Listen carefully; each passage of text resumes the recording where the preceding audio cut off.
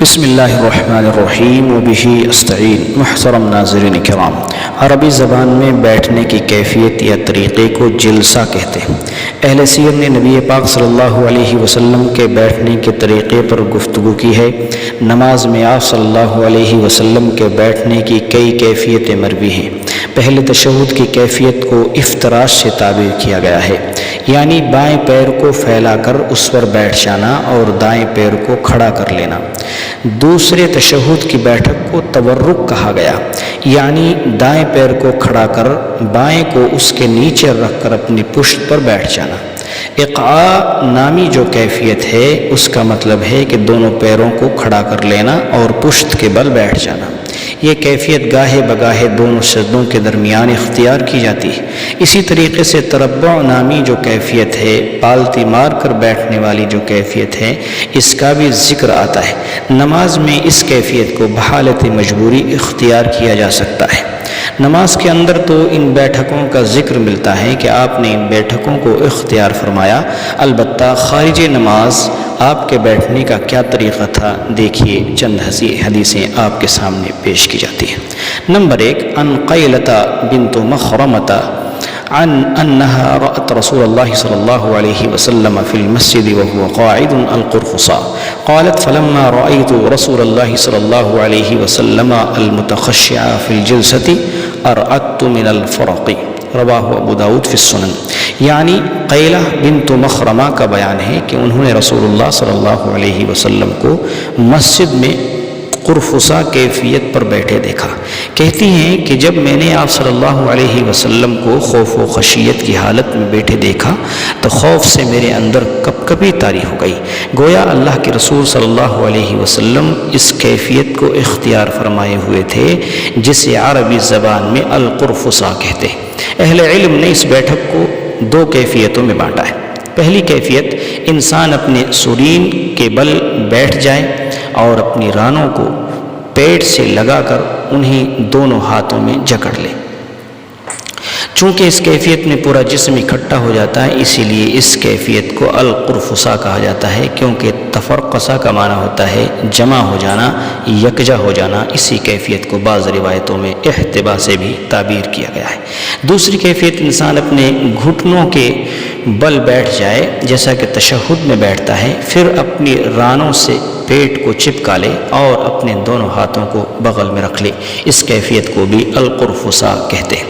اسی طریقے سے ایک روایت اور نبی پاک صلی اللہ علیہ وسلم کی خارج صلاۃ بیٹھک کے تعلق سے عباد ابن تمیم کے واسطے سے مروی ہے۔ وہ کہتے ہیں کہ ان کے چچا نے ان کو بیان کیا کہ انہ رأى النبی صلی اللہ علیہ وسلم مستلقیا فی المسجد واضعا احدى رجلیہ علی الاخرى، اخرجہ البخاری و مسلم۔ یعنی عباد ابن تمیم اپنے چچا سے روایت کرتے ہیں کہ انہوں نے نبی پاک صلی اللہ علیہ وسلم کو مسجد میں چت لیٹے دیکھا، آپ نے اپنے ایک پیر کو دوسرے پیر پر رکھ رکھا تھا۔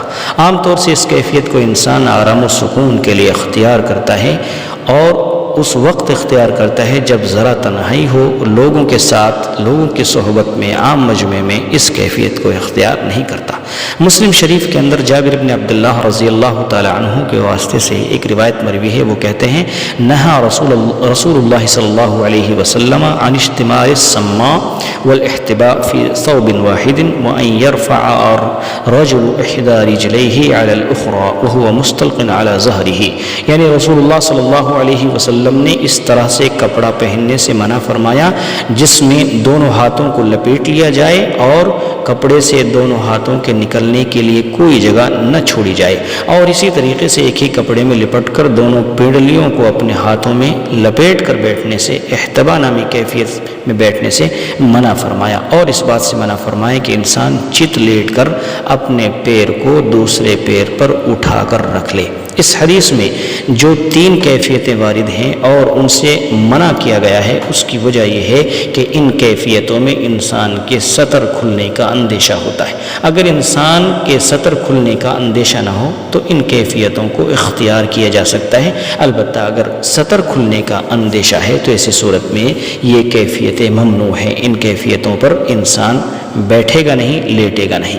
اسی طریقے سے ایک اور روایت اللہ کے نبی صلی اللہ علیہ وسلم کی بیٹھک کے تعلق سے ابو سعید خدری کے واسطے سے مروی ہے۔ وہ کہتے ہیں کان رسول اللہ صلی اللہ علیہ وسلم اذا جلس فی المسجد احتبى ببدنه رواہ ترمذی، یعنی ابو سعید الخدری رضی اللہ تعالیٰ عنہ فرماتے ہیں کہ رسول اللہ صلی اللہ علیہ وسلم جب مسجد میں بیٹھتے تو اپنے بدن کو جمع کر کے حالت احتبا میں بیٹھا کرتے، یعنی گھٹنوں کو کھڑا کر اپنے دونوں ہاتھوں سے پیروں کو جکڑ لیتے۔ عام طور سے عرب میں اس بیٹھک کا رواج تھا، بسا اوقات ہاتھوں سے دونوں پیروں کو جکڑنے کے بجائے عرب کپڑے سے اپنے پیروں کو اور اپنی پیٹھ کو لپیٹ لیا کرتے تھے اور پھر اپنے سرین کے بل بیٹھا کرتے تھے۔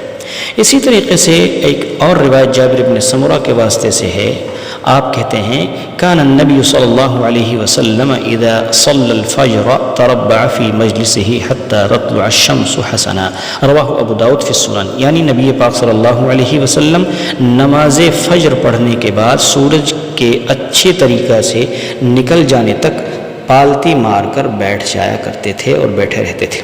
اسی طریقے سے ایک روایت انس بن مالک رضی اللہ تعالی عنہ کے واسطے سے مروی ہے، کہتے ہیں رأیت النبی صلی اللہ علیہ وسلم موقعیا یأکل تمرا، یعنی انس بن مالک رضی اللہ تعالی عنہ فرماتے ہیں کہ میں نے رسول اللہ صلی اللہ علیہ وسلم کو اقعاء کی صورت میں بیٹھے ہوئے کھجور کھاتے ہوئے دیکھا۔ اور حالت اقعاء کا مطلب ہوتا ہے کہ انسان اپنے دونوں پیروں کو زمین پر جما کر پشت کے بل بیٹھ جائے۔ اور ایک دوسری روایت میں آپ صلی اللہ علیہ وسلم نے فرمایا لا آکل متکئا رواہ البخاری، یعنی میں ٹیک لگا کر کھانا نہیں کھاتا۔ اہل علم نے کھانے کی مختلف بیٹھکوں کو ذکر کیا ہے، جن سب کا ماحصل یہی ہے کہ انسان اتنے آرام سے بیٹھ کر کھانا نہ کھائے کہ معدے کی صلاحیت ہضم سے زیادہ کھا لے، بلکہ اسے ایسی بیٹھک کو اختیار کرنا چاہیے جس کی وجہ سے انسان کچھ کم کھائے۔ اسی بات کو علامہ ابن عثیمین رحمہ اللہ نے راجح قرار دیا ہے۔ سابق الذکر جو روایتیں ہیں، ان روایتوں سے چند باتیں معلوم ہوتی ہیں۔ نمبر 1، عہد نبوی میں عورتیں مسجد جایا کرتی تھیں اور آپ صلی اللہ علیہ وسلم کا دیدار کرتی تھیں اور آپ سے کسب فیض کیا کرتی تھیں۔ نمبر 2، نبی پاک صلی اللہ علیہ وسلم اپنی ساری حالتوں میں ایک متواضع انسان تھے، تصنع اور تکبر سے بالا تر تھے، ساتھ ساتھ آپ کے چہرے پر ایمان رعب کی ایسی چمک تھی کہ غیر مسلم بھی دیکھ کر متاثر ہو جایا کرتا تھا اور خوف سے لرزنے لگتا تھا۔ نمبر 3، آپ صلی اللہ علیہ وسلم مسجد میں بسا اوقات آرام فرمایا کرتے تھے، چت بھی لیٹا کرتے تھے اور آرام و سکون کی غرض سے ایک پیر کو دوسرے پیر پر رکھ بھی لیا کرتے تھے۔ نمبر 4، آپ صلی اللہ علیہ وسلم گھٹنوں کو کھڑا کر اس کے ارد گرد اپنے ہاتھوں کو لپیٹ کر بھی بیٹھا کرتے تھے، اسی طریقے سے پالتی مار کر بھی بیٹھا کرتے تھے۔ نمبر 5، نبی پاک صلی اللہ علیہ وسلم خود بھی ٹیک لگا کر نہیں کھاتے تھے اور اپنے صحابہ اکرام کو بقدر ضرورت کھانے کی تلقین فرماتے تھے۔ اللہ تبارک و تعالیٰ سے دعا ہے کہ اللہ تبارک و تعالیٰ ہمیں اپنے نبی کے نقش قدم پر چلنے کی توفیق عطا فرمائے اور بروز قیامت آپ کے صحبت و شفاعت سے محروم نہ کرے، آمین۔ وصلی اللہ علی نبینا محمد وعلی